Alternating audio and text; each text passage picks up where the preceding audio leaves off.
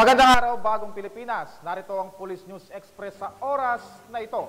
Isang matagumpay na operasyon ang isinagawa ng mga otoridad sa bayan ng Santa Teresita, Cagayan, kung saan na-recover ang ilang iligal na armas at kagamitang pandigma.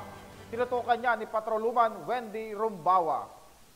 Isang matagumpay na operasyon ang isinagawa ng Cagayano Cops nito lamang ika-28 ng Nobyembre taong kasalukuyan dakong 1:00 ng hapon matapos ang pagkakarecover ng pinagtataguan ng armas sa kabundukan ng Sitio Bigok, Barangay Alukaw, bayan ng Santa Teresita, Cagayan.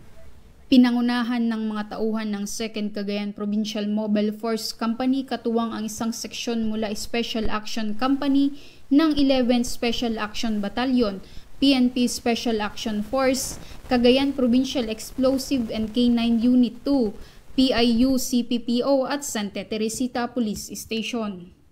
Ayon sa impormasyon, ang nasabing lugar ay ginagamit umano ng mga armadong grupo bilang mobility corridor at taguan ng kanilang mga armas. Sa pagsasagawa ng operasyon bandang 1:00 ng hapon, positibong natunton ng mga operatiba ang kinaroroonan ng nasabing armas at kagamitang pandigma sa isang tagong lugar sa kabundukan.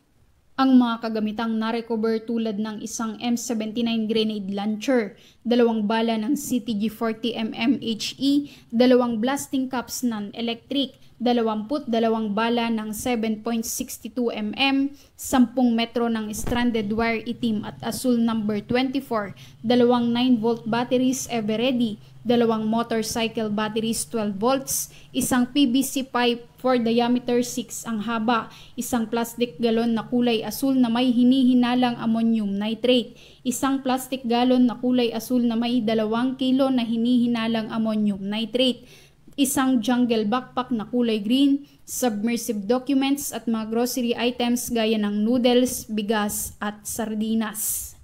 Ang matagumpay na operasyon ay bunga ng mabilis na aksyon, koordinasyon at epektibong pagsasagawa ng mga miyembro ng kapulisan upang masiguro ang kaligtasan ng komunidad mula sa banta ng iligal na mga armas. Patuloy naman na nananawagan ang 2nd Cagayan Provincial Mobile Force Company at buong Cagayano Cops sa publiko na magbigay impormasyon ukol sa anumang kahinahinalang aktibidad sa lugar para sa agarang aksyon ng kapulisan upang mapanatili ang kapayapaan at kaayusan sa buong lambak ng Cagayan.